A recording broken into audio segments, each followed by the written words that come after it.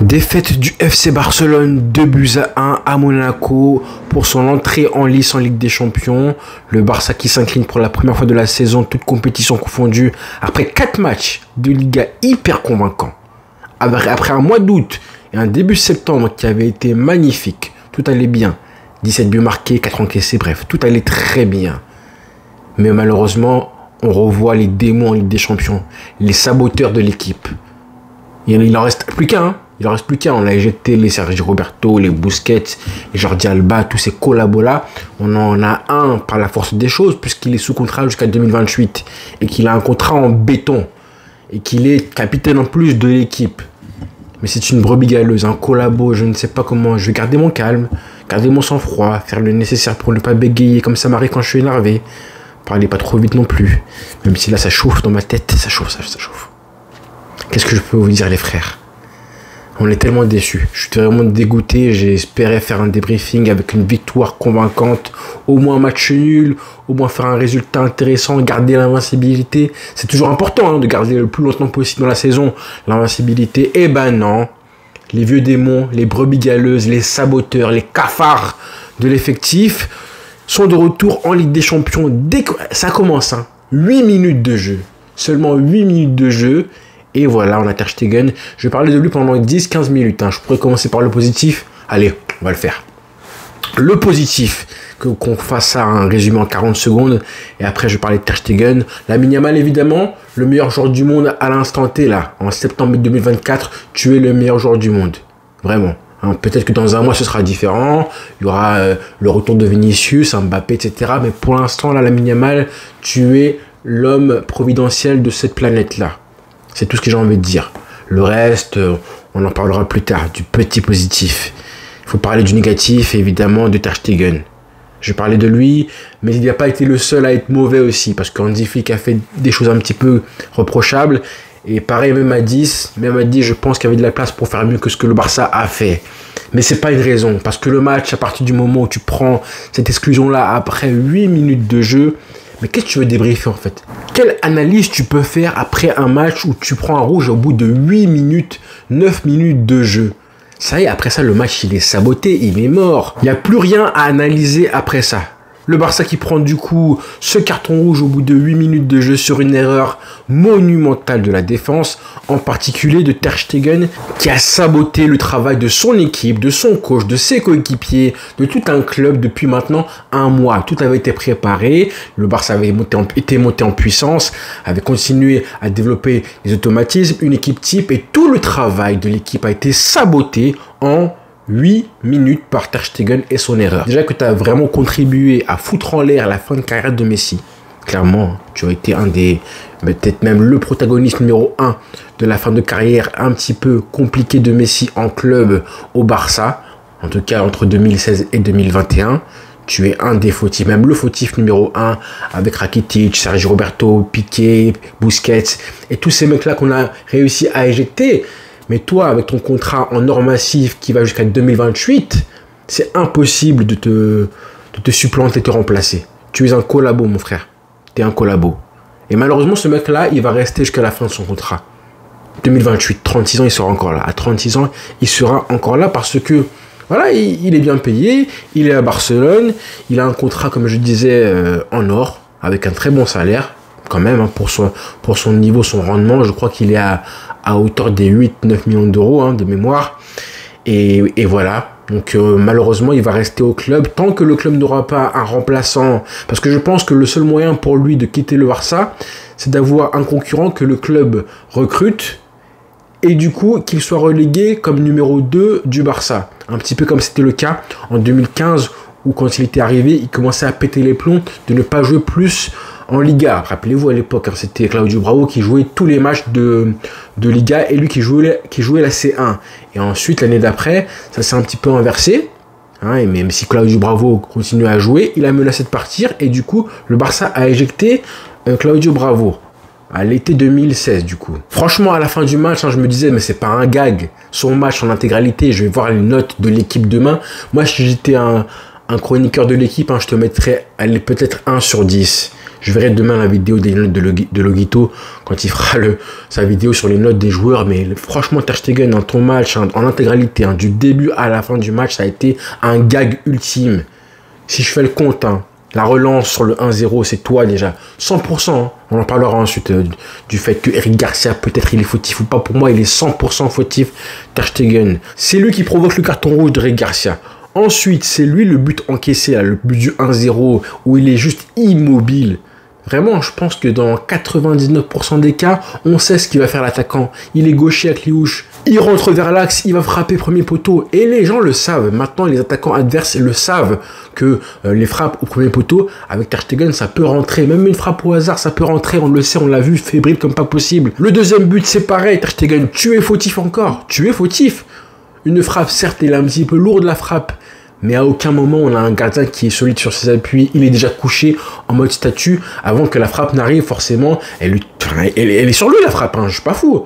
La frappe, elle est vraiment sur lui. C'est pas comme si c'était une frappe croisée, hyper bien placée, pleine lucarne. Hein, loin de là. Et après ça, pareil, un festival d'erreurs, des relances bizarres, des dégagements au point qui ont failli terminer en CSC. Alors que là-bas, c'est un dégagement au point, mon frère.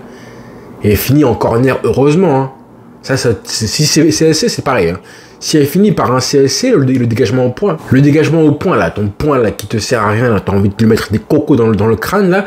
Son dégagement au point, là, qui finit en corner, si c'est CSC, c'est la même chose. Hein. C'est exactement la même chose. Heureusement, c'est un corner, mais imaginez le Barça prend un but après sur le corner. On dit quoi? Et finalement, le Barça prend le deuxième but. Un but pareil, gag aussi. Juste après, en plus, son dégagement, il fait une relance catastrophique qui aurait pu aussi déboucher sur un but. Bref, un sketch total de Ter Stegen. Moi, vraiment, comme je vous disais, le premier but, enfin, le carton rouge plutôt, c'est 100% de sa faute. À ce moment-là du match, il y a 0-0, t'es calme, il y a un pressing de Monaco, certes, hein, mais pour moi, il est 100% fautif. Pas Eric Garcia, Ter Stegen à 1000%. Même si c'est vrai qu'Eric Garcia pourrait faire mieux, son appel de balle, il n'est pas forcément très clair. Je pense qu'il sent, il voit qu'il est marqué. Donc du coup, au lieu de faire son premier appel de balle, il change de direction. Et c'est pile à ce moment-là que Ter Stegen fait la passe. Mais ça, pour moi, c'est pas une erreur, en fait. C'est pas une erreur. C'est même bien joué de vouloir se défaire du marquage. Sauf que Ter Stegen, il doit le regarder, en fait. Il doit le voir, ça. Déjà, la passe, en elle-même, en plus d'être, on va dire, risquée, elle est très risquée, elle est stupide même, et ben déjà elle est pas au bon endroit. Première chose, c'est un choix catastrophique de la passer à un joueur qui est marqué. En plus, elle est pas bonne. Techniquement, elle est mal réalisée. Ensuite, ton coéquipier, c'est Eric Garcia. Tu le sais qu'il n'a pas la qualité technique pour réussir à se défaire du pressing, balle au pied, se retourner, relancer proprement. C'est pas Busquets. Toi, Matt Ter Stegen, tu dois le savoir, ça que c'est pas Busquets. Donc normalement, tu joues en fonction de tes coéquipiers, tout simplement. Donc on en a marre de voir ces gardiens de but là qui systématiquement se forcent à jouer court. Et quand t'as pas de solution, tu dégages le ballon. Tu dégages le ballon. Sauf qu'on a un gardien qui joue avec la peur. Il joue avec la peur et j'arrête pas de le dire qu'il est traumatisé par la LDC.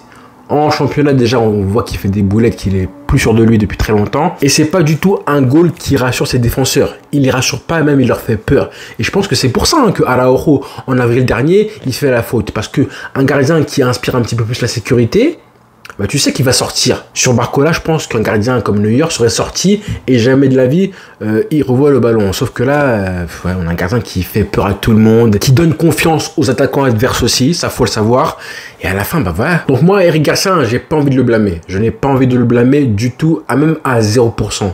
J'ai demandé sur Twitter si vous pensez que c'était 100% Ter Stegen ou alors que les torts étaient partagés, genre 90, 10 Eric Garcia ou 95, 5% Eric Garcia. Et pour moi, c'est 100%. 100% pour Ter Stegen parce que, voilà, Eric Garcia, il n'a pas forcément le temps de réfléchir en fait. Il n'a pas le temps de réfléchir à savoir est-ce que je fais faute ou pas, même si c'est le début du match, c'est instinctif, c'est juste naturel de vouloir défendre et de tenter un duel. C'est juste normal, en plus un défenseur, donc aller au duel, c'est juste instinctif. Je pense qu'à sa place, c'est trop rapide en fait pour réfléchir et se dire non, je ne le touche pas et on va laisser aller au but. Ça fait aussi, ça fait tâche de commencer le match par un désavantage de 1-0 pour l'adversaire. Donc forcément, tu y vas au duel. C'est normal, c'est humain, c'est instinctif. Et encore une fois, ça va beaucoup trop vite pour sera visé. On peut blâmer, si vous voulez, Hansi Flick, hein, parce qu'on avait dit avant le match que justement le fait de mettre Eric Garcia à ce poste-là titulaire, c'était aussi risqué.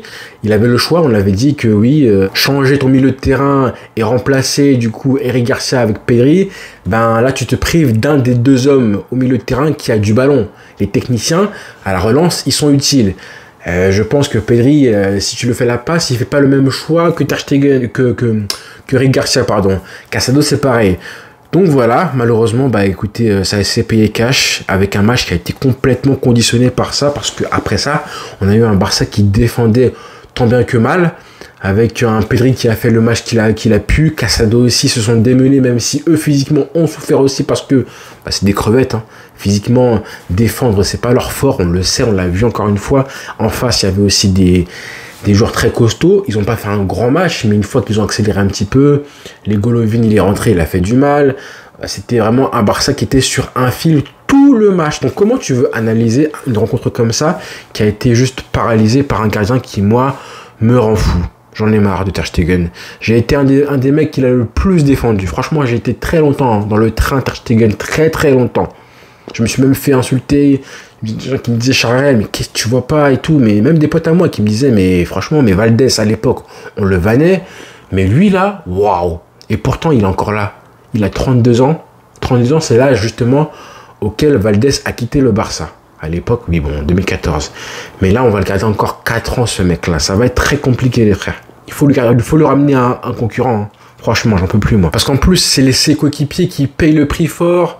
Voilà, Lamine Yamal qui se démène, qui marque un but sensationnel, qui est magnifique, son but à Lamine Yamal. Mais encore une fois, il doit rattraper les erreurs de Ter Stegen. Ça devrait être un match où il brille. Son premier match de C1 de la saison, il fait une action de crack incroyable. Le contrôle est bon. D'abord, l'appel de balle, il est magnifique. La protection de balle, un petit peu comme Haaland ce week-end a fait en championnat. Ensuite, il est en 1 contre 1. Vous avez vu, hein, Monaco, ce qu'ils ont fait. Ils ont vu, enfin, l'entraîneur de Monaco a placé Caio Henrique, enfin, Vanderson plutôt, à la place de l'arrière-gauche habituel pour Lamine Yamal, quand même. C'est déjà un signe que maintenant, il y a des équipes qui font des tactiques, des plans anti-Lamine Yamal à 17 piges. C'est un truc de fou. Et pourtant, le mec, intelligemment, au début, il était un petit peu discret, même un petit peu imprécis, il faut le dire aussi. Et ensuite, voilà, une occasion, une action, un peu d'espace. Il a temporisé. D'abord, il fait l'appel de balle, la protection, comme j'ai dit. Et ensuite, il temporise, il évalue un petit peu ce qu'il a comme option. Il n'y en a pas. Il voit un appel de balle quand même de Lewandowski, qui pourrait lui amener des joueurs. Et là, justement, il prend l'intervalle et il fait une action magnifique, un classique gaucher qui ressemble justement au but d'Akliouche. Même si Akliouche, franchement, il est beaucoup plus prévisible, son but. Et Ter Stegen aurait pu au moins anticiper le premier poteau. Parce que nous, on connaît. Hein. Moi, je suis gaucher et je pense que tous les gauchers qui verront la vidéo, quand tu es dans la situation d'un Akliouche, bah, dans 99% des cas, tu feras premier poteau. Mais bon, je pense pas que Ter Stegen, même s'il avait anticipé, l'aurait prise, il l'aurait eu. Mais quand même, le voir immobile comme ça fout la rage. Ça rend ouf. Il essaie même pas en fait. Le manque de volonté, ça m'a rappelé un petit peu son attitude pendant le 8-2. Bref. Et donc Lamine Yamal qui marque ce but-là, la frappe elle est magnifique. Il y a tout. La finition, l'insolence. Et ça, tout ça c'est gâché par ce qui s'est passé avant. C'est horrible. Ah, c'est horrible. Bravo Lamine, t'es le meilleur du monde. J'espère que dès ce week-end, on va se relever de ça parce que c'est insupportable. Et c'est pas le seul, hein, Ter Stegen, parce que même à 10, je pense que, voilà, à 1 partout, quand tu as réussi et que le Barça a compris qu'on pouvait leur faire du mal, du coup, à Monaco, même quand tu es à 10, je pense que le Barça aurait dû mieux faire que ça. Franchement, hein. Quand je vois le match de Lewandowski, j'ai pitié. Quand je vois le match de Rafinha, j'ai vraiment la rage. Parce que Rafinha, il n'a pas été bon du tout. Les mauvais choix, tellement d'imprécisions, des contrôles ratés, des contres pour le Barça où parfois on était en supériorité numérique. Des 2 contre 1 à jouer, il fait un mauvais contrôle. Lamine Yamal, il était dégoûté. Vraiment, à 1 partout, je me disais, là, si on peut leur faire le hold-up. Le hold-up où tu gagnes 2-1 et tout. si on met Lamine Yamal avec un peu d'espace sur une action à un contre, ça aurait pu tomber. Même à 2-1 pour Monaco, je me disais, Lamine Yamal, bon, si il y a l'occasion, l'espace, encore une fois, il peut mettre le but du 2 partout. Malheureusement, Hansi Flick qui le sort. J'ai pas compris ça, par contre, les changements. Hansi Flick qui change, du coup, qui enlève Lewandowski, ça j'ai compris. Qui enlève Lamine Yamal, ça j'ai pas compris. Et qui met ensuite voilà, des joueurs, Dominguez, Martin et tout. Je me suis dit, est-ce qu'il a pas abandonné le match à ce moment-là? Vraiment, j'ai pas compris du tout. En plus, Ansu Fati qui rentre, le pauvre Miskin, dans des conditions déplorables. S'il y avait un jour à sortir, c'était Rafinha hein, pour moi. C'était pas Lamine Yamal, loin de là, même s'il avait beaucoup donné physiquement. C'est vrai qu'il était cuit à la fin. Mais on sait jamais, sur une action, c'est un mec intelligent, il sait comment se placer, il sait comment aussi s'économiser, se dépenser. Donc moi, je l'aurais laissé sur le terrain. Voilà. Donc un Barça qui a été nerveux aussi, on l'a vu en fin de match, le penalty, bon pas sifflé heureusement, mais en fait à la fin, quand tu vois Hansi Flick qui pète un plomb parce qu'il prend un jaune, tout ça, la nervosité qu'on a vu, bon un peu moins que ce qu'on a vu en fin de saison, mais c'est des choses qu'on a vu récemment quand même, t'as envie de te dire que, encore une fois, on voit un Barça qui a un mauvais visage en Ligue des Champions. Vous voyez ce que je veux dire?